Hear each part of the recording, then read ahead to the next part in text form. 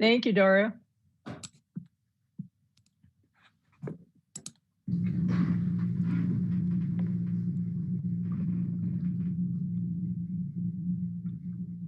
Recording in progress. Good evening, everyone. Welcome to the March 22nd, 2021 meeting for the Long Beach City College Personnel Commission. Thank you for joining us this evening. I'd like to start with the Pledge of Allegiance. Donna, would you mind leading us this evening? Or are you frozen? Is Donna frozen? She might be frozen. How about Robin? Do you mind leading us? I'll be glad to. Thank you. I don't have my flag handy, but. That's all right. Jeff's I got mine. Background. Oh, perfect. I pledge allegiance. Pledge allegiance to the flag of the United States of America and to the republic for which it stands, one nation, under God, indivisible, with liberty and justice for all.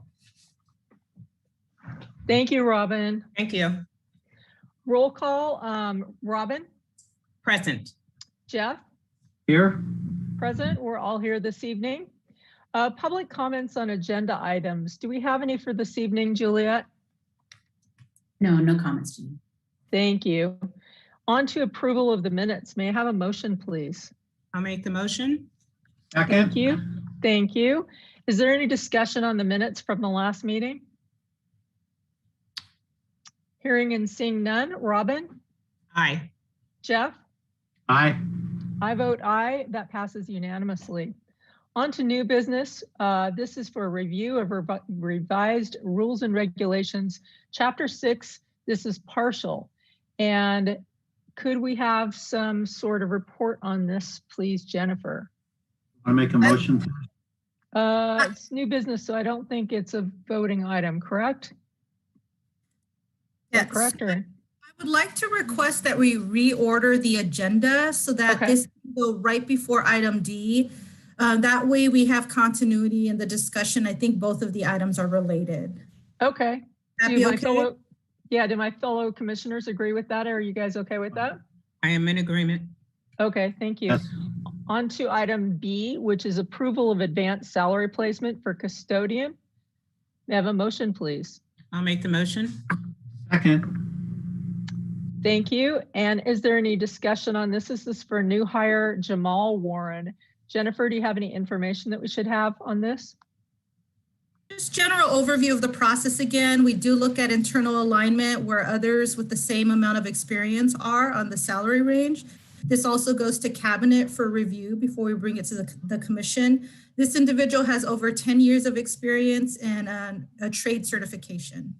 So we felt the second step was warranted on the salary. Thank you, Jennifer. Do we have any comments on this piece from anyone? Hearing and seeing none. Robin? Aye. Jeff? Aye. I vote aye. That passes unanimously. Now we are on to approval of eligibility list. This is for manager of environmental health and safety. May I have a motion, please? I'll make the motion. Second. It's been moved and seconded. Is there any discussion on this item? Hearing and seeing none. Robin? Aye. Jeff? Aye. I vote aye. That passes unanimously. Okay, we're going to go back to A. Does that sound right, Jennifer? Okay, back to A, which is review of revised rules and regulations, Chapter 6. This is partial, and this is just a discussion item, if I'm not mistaken, correct? Well, we would need action taken today if we choose to strike. If you look at section 6.1E, number 3, we are proposing that we remove one line from the PC rule. And the reason for this, and we would also, of course, update the footer from October 1998 when the rule was last written and reviewed to March 2021. Now, I want to say that everything else in the rule is intact. We haven't touched anything else. At the end of last year, we did talk about potentially having a rules committee resume early this year and look at the rules holistically.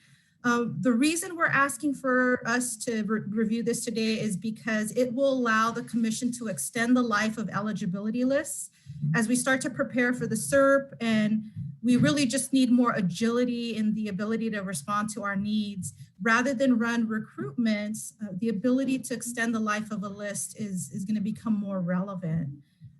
We dealt with this on another item a couple of months ago, and the rules that we have at LBCC are more restrictive, whereas the Ed Code is more permissive.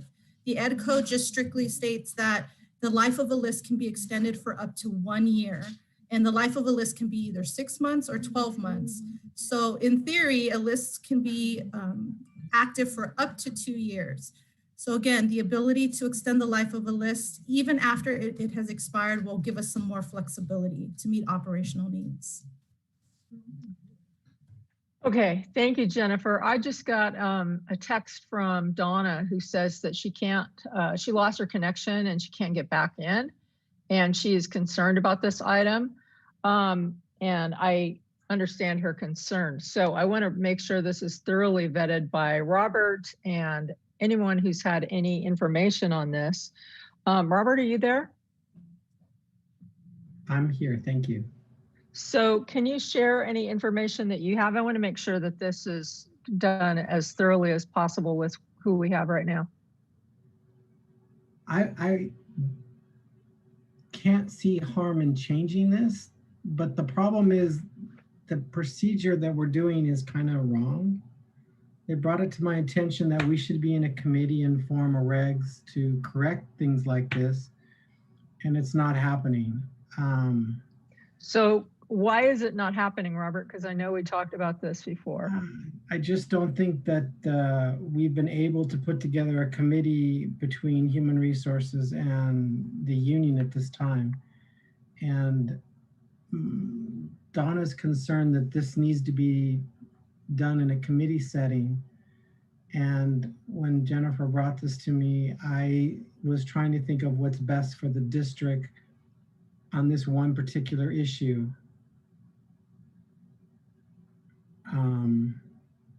I know the district has limited resources, and I want to be mindful to do what's best for the district. You three on the commission have more experience with this. I'd really like to hear your opinions on it. Rob and Jeff, would you like to go first? Yeah, the question I had when I looked at it, because there's about 8, 9 pages, and I was scrolling through, and I suddenly realized I was looking at 2 sentences. One, and there was strike one simple line, but it was to eliminate with the Personnel Commission, and then the other one was on the sunset. So my first question when I was going through it, it was such a minor adjustment, but my question was minor or major. How did this get to us? I know we haven't looked at it. So that was my real initial question, is what process procedure has been gone through that presented us with this, even though it is not a major point, but it does change things, and it does set precedent sometimes. So you have to be careful with whether, regardless of the magnitude of the edits, it is a process and procedure. So that you answered, that was my question. And now I've got the answer to that. So, I mean, I don't know if it is, it also though is allowing us to extend the period of time. That's going to be helpful. I don't think there would have been any issues with that, even with the committee. But at the same time, the committee was not utilized. And so that really rolls back to my initial concern as I scrolled through a very lengthy document. And how did this get to us? And it was really done by, well, unilaterally. So I just don't know. I don't think it was any, I don't think there was anything that was done in an inappropriate way or intended, but it does, again, how do we feel about the process and procedures about following things, whether large or small? That was my only concern and my question. Thank you, Jeff. How about you, Robin? I have to agree with Jeff. And there are processes and procedures, and we don't want to bypass those processes or procedures. So I do have a couple questions.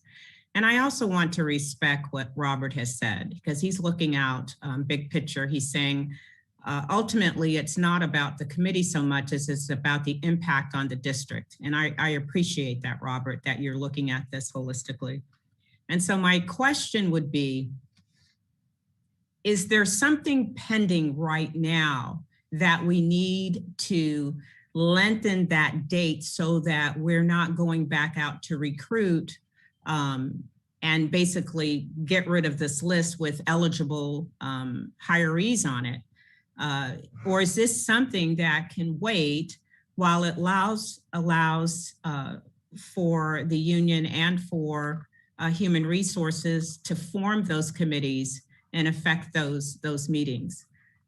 Is this something that can wait, Jennifer?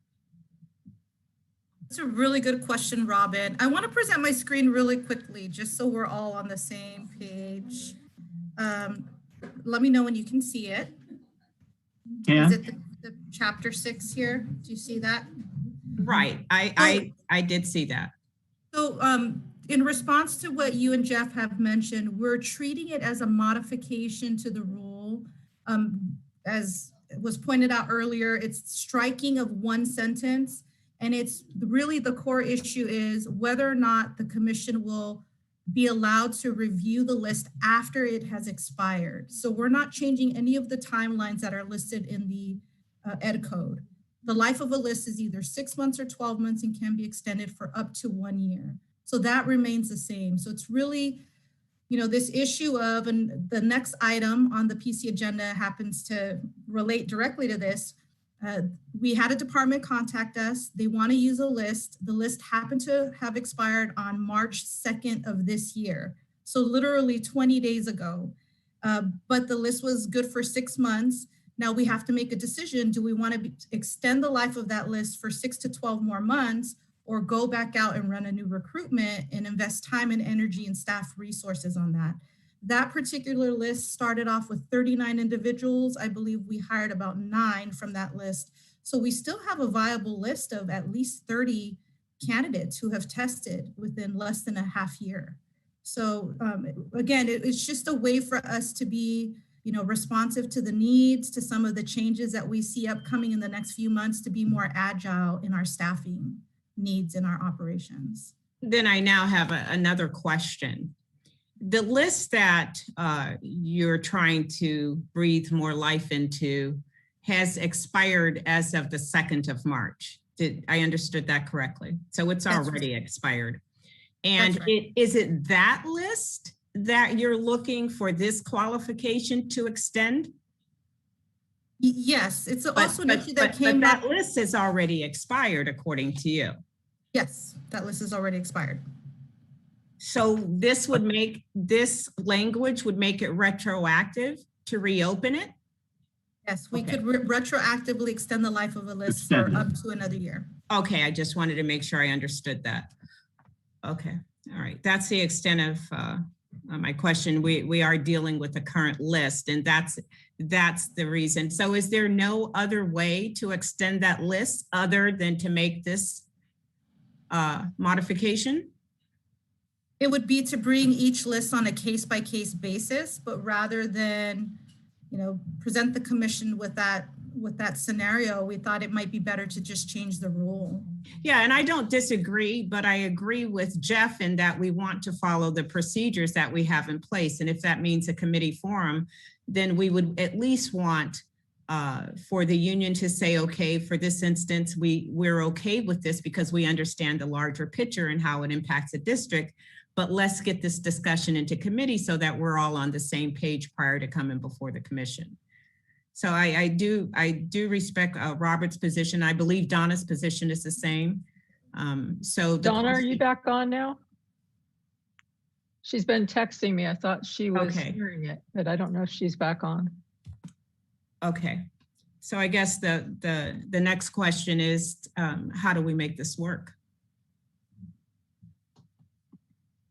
I concur with both. Well, I concur with all 3 opinions that have been shared with Robin, with Jeff, and with Robin and Robert.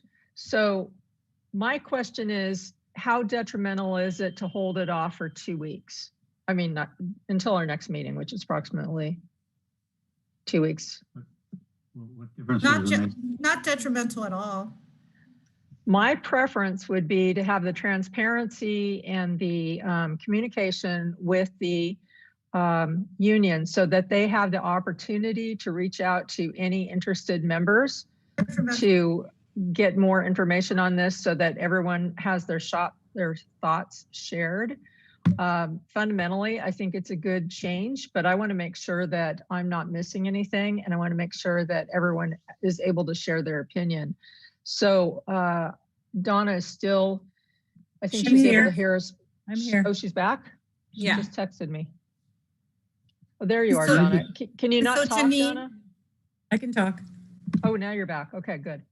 So Janine, I just want to clarify, we did go to the union. Robert and I had a conversation last week, but you're suggesting the committee setting.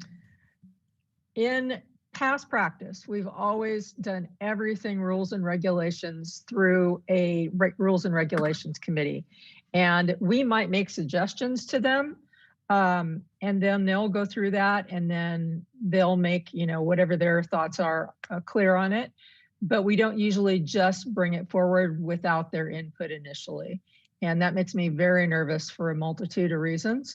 But if our two members that are here tonight are Robert and Donna, if Robert and Donna feel comfortable with this, if they feel like they have a consensus within the membership and they're not moving out of turn, I'm happy to do it. If not, I'm also happy to put it off until 2 weeks. But I know that we can't do this indefinitely because we have significant issues coming up in HR with staffing, and this is one resolution for that staffing problem that's going to lessen the burden on our staff. And I would love to see that happen. So Donna and Robert, with all that being heard, where do you guys stand? I'm okay with it. I just needed to hear discussion like I was in a rules and regs committee right now. The first I saw of it was when I saw the agenda, so I had questions about it, but it's been explained to me in a manner that I can support it now. So, but normally we would go have our committee meeting and have this kind of discussion before we put it on the agenda. So, do you feel that this would meet with a consensus of the union? Yes.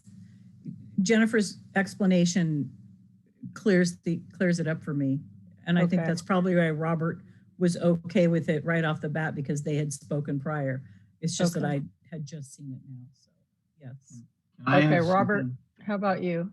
Yeah, like I said, I didn't think this change would be effective overall or change the timelines. It just means that I would love to take this to committee so we could then take it in depth more and maybe add things to it later. But for the time being, and in the position that the school's in, and for the position that comes up after this, I thought it was best for the college to be able to use these lists within reason. I don't expect to go past the 2-year max that the Ed Code has, of course, and they're not asking for that. So long as it stays within the maximum of the Ed Code, then I'm okay with it. And I would really like to try to get in and start a committee soon so we can start addressing some of these problems instead of taking them on a case-by-case study. I would appreciate that. So it's always good when people work together, but this isn't like something, let me just sort of express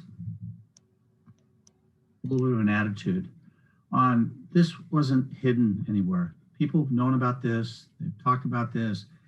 This to me in many ways is don't ask for permission, ask for forgiveness. Policy and procedure was very clear. And it bothers me when things are put onto, in this case, the Personnel Commission, on doing something that other people should have possibly picked up much earlier. And so we wouldn't have to be voting on something like this. Sometimes my feeling is just to set an example. Say, no, sorry, you don't get to do these things. You know the policies and procedures. You know there should be a committee to deal with this, even as minor as this is, even as correct it is to help the college, you're now going out and, as you move down range, people look at policy and procedure decisions and they don't know a lot of the details behind this discussion taking place. They just know, well, the Personnel Commission did this before, why don't they do it again? And those type of things bother me. So sometimes I make an example of people and say, that's not acceptable. You knew it was there, you didn't address it. And so we're going to step back and we're going to go through the process and procedures. I mean, that's just how I would normally be very adamant on. If we want to move forward with this, that's fine. I'll be supportive of it, but I don't like, and I'm not accusing anyone of doing that, but I just know sometimes it happens. Just ask for forgiveness and let's move forward. But, I'll just go back to the original thing I remember about when I first started involved with community college. There is a process and procedure for everything you do in a community college system. Everything has a process and procedure. So we're sort of skirting around it. Again, I was sort of surprised because it was so minimal. Now I realize why. And but at the same time, it doesn't regard the magnitude of it. It's just, to me, I don't like being handed things at the end, and I'm the one that has to make a change that really doesn't follow. And someone else can sit there and say, well, why'd you do it? So it puts a lot of people in a really awkward situation. And so the message going back was, yeah, they did it one time, but I don't know. It bothers me. I'll just be honest with you. It always bothers me when these things happen. But if everyone's comfortable with it, I'll go along. But, Jeff, I totally appreciate and understand your position, and I agree with it. Ultimately, I do also recognize that in the last year, we've been in an extraordinary position, and that asking people to meet for a rules and regs meeting was putting undue pressure on them when they already had a burden that was significant of their workload. So that's the reason I believe, Robert and Donna, correct me if I'm wrong, that this hasn't been addressed, because I know that we did talk about it ballpark about 6 months ago. Am I right about that or wrong? So Right. Okay, so it's weighing what's the lesser of the two evils, not having the discussion in rules and regs, which would by far be my preference, and have them bring a decision to us, or not adding additional burden to them and going with the will of the two members that we have here that we respect, and we recognize that they have the general welfare of their union as being fully representative. So I'm weighing those, but just like you, Jeff, it does bother me. I want transparency. I want as many voices as possible, as many voices of people who care. So it does, I agree for the exact same reasons you agree. I agree with you, Jeff, about my concern. It just puts a burden on people. We're putting it right now on Donna and Robert, and that's not fair either, because anybody can sit there and say, what do you mean, the consensus, whatever that. So that's why you get caught up in this. But anyway, I appreciate, for the good of the college, we move forward, but it's just one of those that you don't follow process and procedures. And I'm probably over my head over blame it on COVID. I think we're all beyond that now. We've survived it, we've made it. And this is just, it's just not fair to classified staff people. It's their process and procedures. It's their people, and the policy and procedures is a college issue, not the personnel, not your classified staff. They follow rules. So anyway, they didn't come forward and ask me this. It was someone from the college coming forward. So that's what I mean. It just not to snap anybody, but we should. Jennifer, what if we put it off for 2 weeks? And Donna and Robert, do you think you could convene a quorum in that time? We can, if Jennifer can set up something, we'd be happy to meet with her. I'll bring a team with me. And Donna, how do you feel about that? And I think this begs a larger question, Janine, because and Jeff, I hear you, and I appreciate everything that you've said. part of the conversation that Robert and I had was, do we qualify this as a minor modification? Is this something that requires 1 reading, 2 readings? Can we take action on it at this PC meeting? So again, no disrespect or trying to circumvent the system. It was all part of the conversation we had last week. I think historically, and I think I know Jeff and Robin well enough to understand and recognize that we share in a value system that respects transparency and the voice of our union members, and that we've kind of bypassed that. Even though Robert got to weigh in and tonight Donna got to weigh in, it's still out of kilter as far as the normal procedure.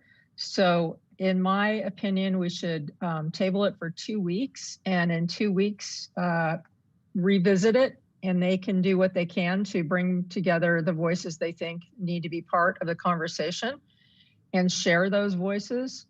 And in all likelihood, we'll go ahead and have the same outcome in 2 weeks. But it would make me feel a lot more comfortable from what I'm hearing from Jeff. It sounds like he would feel more comfortable. Robin, how do you feel? Are you out there, Robin? I'm here. There you are. I'm following Jeff. I have to agree, and I agree that this warrants further discussion in committee, and then bring it along the appropriate channels. And we have the rules and regulations for a reason, and I also respect the reasons for Jennifer bringing it forward. But let's send this back to committee where it belongs and come back in 2 weeks. Jennifer's made it clear that 2 weeks will not impact this issue. So I think the 2 weeks is good. Okay. Let me just say one more time. My biggest is that I just worry about people getting blindsided. In this case, it could be Robert, it could be Donna, it could be a host of others, and that's not fair. And that worries me more than anything else. I mean, they can handle themselves, but just from looking at it from the policy and procedures, I just always am concerned when I just feel that individuals are going to be put in a position that is going to be difficult for them to explain. And so I just want to make sure people are okay and they don't get they don't get hit on something that they were just trying to do the right thing to do. No, nothing wrong with that. So I just want to make sure that that doesn't happen. I agree. Jennifer, are you okay with that? We'll have to pull item D as well and save it. Okay. The reason we moved the agenda around was because to put this in front of the other one. That was what I was understanding and following. Mhm. Now but those issues will not be, well, they'll just be delayed by 2 weeks. Right, just 2 weeks. We're all on the same page? We are. Okay. Thank you for everyone's input. We really appreciate it. And this is why we like having you at these meetings. You're so invaluable to us. With that, I'm going to skip over A and D. Do we need to make a motion to lay that item over just from A? I don't think it was listed as an action item since it's under new business. So are we okay just requesting that it goes on the next agenda? Juliet or Jennifer, do you have any? Does call to approve the extension of the eligibility list. So I'm thinking. So we need a motion on it. Okay, may I have a motion on D to waive that until the next meeting? Lay the item over, motion to lay the item over to our next meeting of the Personnel Commission. I'll make that motion. Thank you, Jeff. Do I have a second on that? Thank you, Robin. It's been moved and seconded that we move the item D to under new business to the next meeting, which is in 2 weeks. Any comments on that? Hearing no discussion, Jeff Yes, aye. and Robin? Aye. I vote aye. That passes unanimously. On to information items. The next meeting is Monday, April 5th, 5 o'clock, and that will be via Zoom. Comments from the staff. Jennifer, what do you have for us tonight? I have invited my boss, VP Jean Durant, to share some information about reopening efforts. I know that there was some mention earlier about April 12th, us having a soft opening. So we do have a planning committee dedicated to reopening efforts. So Jean, would you like to provide some updates? Yeah, so here, yes, this is Jennifer's boss speaking. Yeah, so just so the commission is aware, the district has organized a reopening task force, as we look to bring services back to the institution, which we are eager to do, especially those that primarily, initially, that most directly support our students. Be that, opening up the library with appropriate spacing and social distancing as the orders allow, study spaces and other things around the campus. So there is a shared governance task force with all the leaders across the campus to look at this, to make sure we come up with plans that are supported that we can do within our resources. As the commission is probably aware, there's additional funding coming to us through the American Rescue Plan, which is sort of the second act of the CARES Act. And so we'll be looking to spend that. There'll be some additional positions coming forward, LTE and otherwise. I know we have a couple positions that have been approved in human resources for 2 additional specialists, especially to work with those positions that will be needed to support and oversee as we spread things out. Because obviously we're going to need people to monitor social distancing. It's different than just bringing people in classrooms. So we anticipate some of those positions being up to a year, if not a little bit longer, as there's funding and as we reopen. So those are the kind of things we're looking at. And I've had conversations with Robert already, working on potentially a side letter with AFT, just understanding what these positions are, what the scope is, what the potential length may be. And again, just to make sure that we're protecting classified staff, that we're protecting regular classified positions, and that anything we bring on is for a discrete amount of time for the right reasons and funded appropriately, and everyone understands why we're doing what we're doing to support the institution. So hopefully that was not too long of a response to your question. Any questions of Jean? What can we do to support this effort, if anything? I believe, we will do everything we can to make sure that the commission, has the information for those things that either are directly related to the commission's authority or even just on the periphery of the commission. As it, we certainly appreciate your, guidance, overview, and approval of those things that are related to classified service. And there's some things that may feel like they're a little gray, but we're going to try to make them as clear as possible. Just so if conversations come up in the Personnel Commission or among the commissioners or between staff and the commissioners, that you have the information you need to respond to that, and can certainly bring those things to the district's attention so that we can make sure we address them appropriately, collaboratively, and as transparently as possible, so that there's no secrets and so that everyone feels comfortable with what we're doing. Because this is new territory for all of us. I like Jeff's comment about how we're over COVID. Unfortunately, Jeff, from your lips, I wish we're not. We're still in the throes of it. And yes, this does seem like our new normal, but now we're transitioning to our new normal as we get there. So it's going to take everybody, and we're just working on this as best we can, as transparent a fashion as we can, and as intentionally as we can. Because again, this is new for everybody. The transition away was new. And now I think, the transition to some version of what it's going to be like back on an incremental level, this is all going to be in steps. It's not like somebody's going to flip a switch and then we're back. And as we work with staff and faculty and students to figure out what that back is, we'll work to get the commission as much information as we can, so that you're well informed when you may be involved in those conversations. Jean, you mentioned the gray areas, and I know there will be a lot of them. As you heard tonight, and I know that you're well aware of in the past, it's the voices of people that come before us that really gives us the clarity and the transparency. As someone who's worked for education through a couple different institutions over 35 years, I know that one of the greatest problems for morale, or one of the greatest problems for administration, was when there was a lack of information that was provided.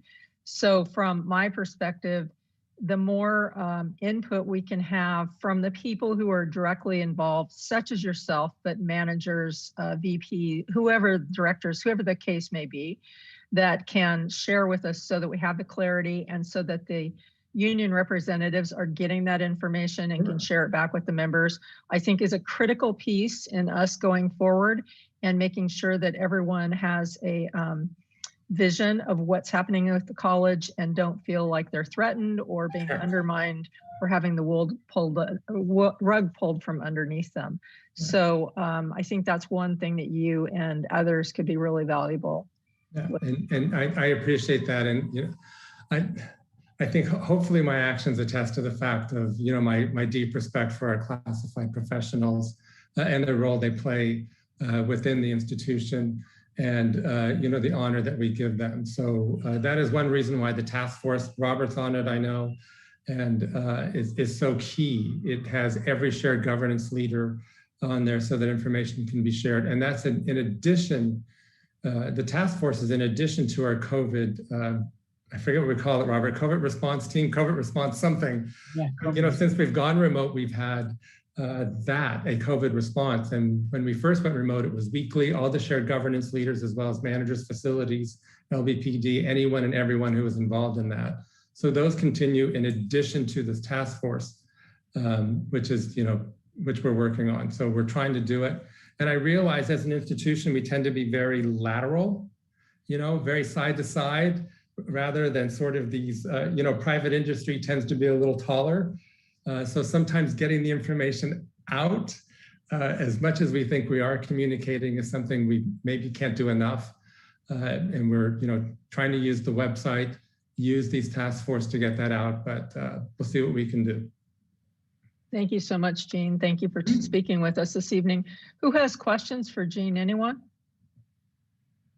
And really, I just appreciate because it's not really a personnel commission issue, so I appreciate just the general information on it. But I'm just curious because, and I've used Jean. I've said, I'm tired of people using COVID as an excuse for everything that happens.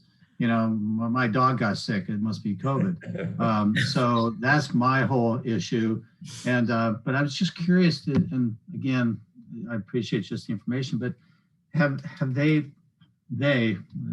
government, whatever, I've always been sort of dumbfounded that the critical area of our educational institutions, and especially in community colleges where we have a nursing program, so they always like to practice giving shots. And so has all of our people, or is that something outside of the college, have already received the vaccine if they want it?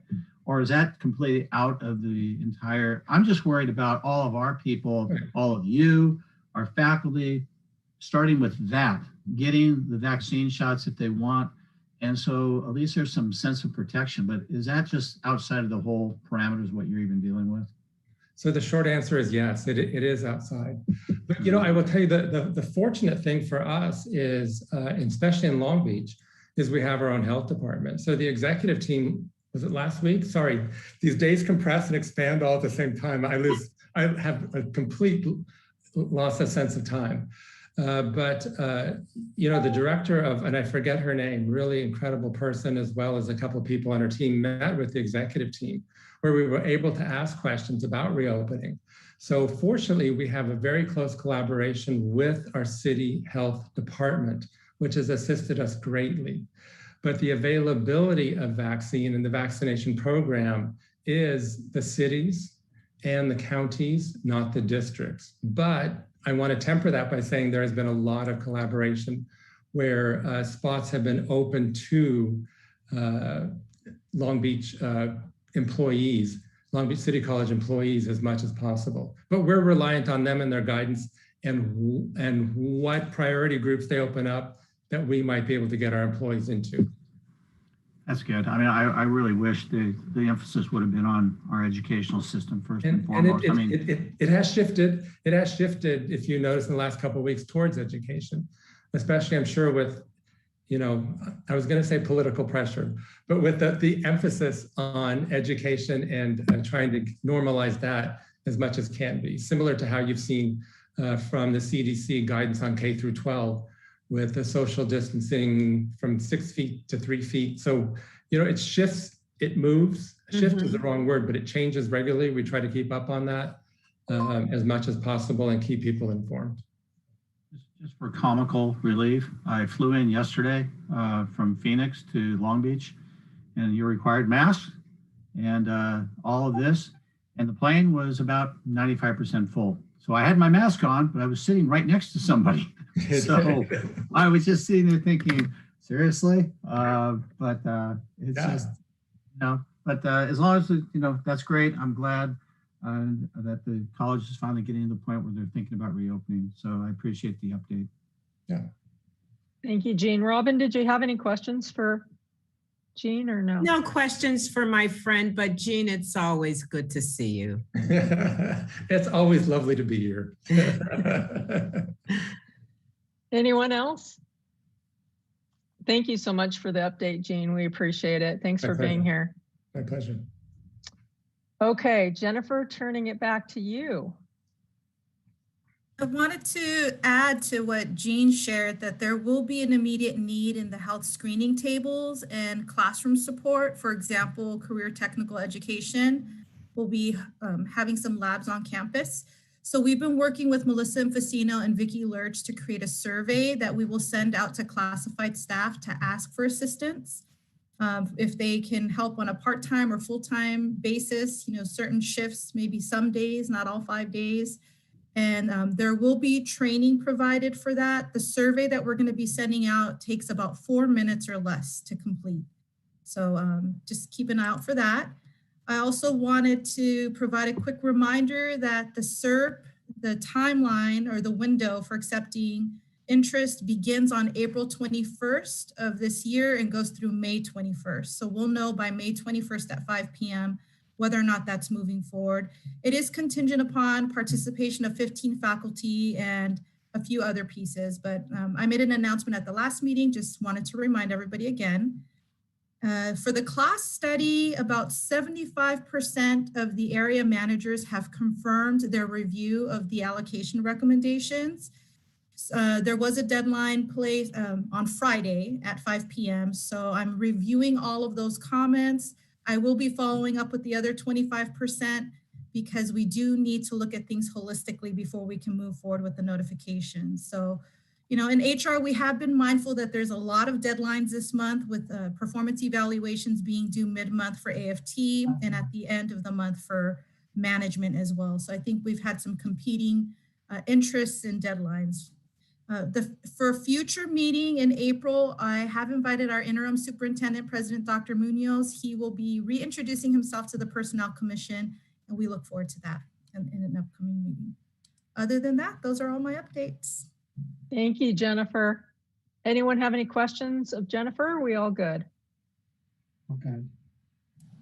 Comments from our commissioners. Robin and Jeff, what do you have for us this evening? I just want to say thank you to Jennifer and Juliet, but I'm going to hone in a little bit on Juliet for sending me a learning experience on how to link my email. So kudos to the human resources staff for supporting me. I've added to that extra bureaucracy that they go through with my questions, but I want to thank human resources and thank you, Juliet.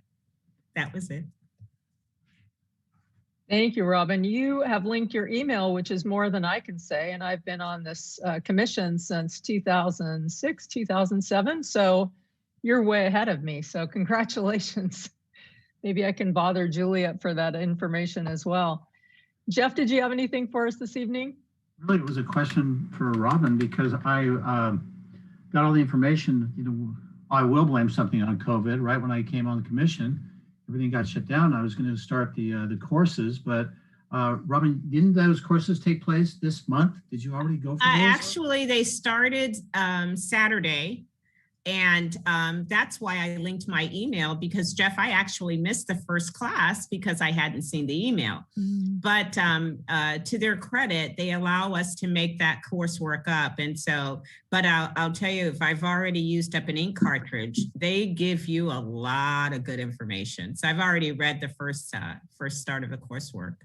As I was communicating back and forth, and I'm going to wait out until I can actually be with other human beings instead of my computer screen. So I was curious how it was, because it is a tremendous amount of information. I mean, just on things of Brown Act information. And yeah, it's huge. And, you know, I probably should have thought about that. I really am zoomed out. I'll be frank.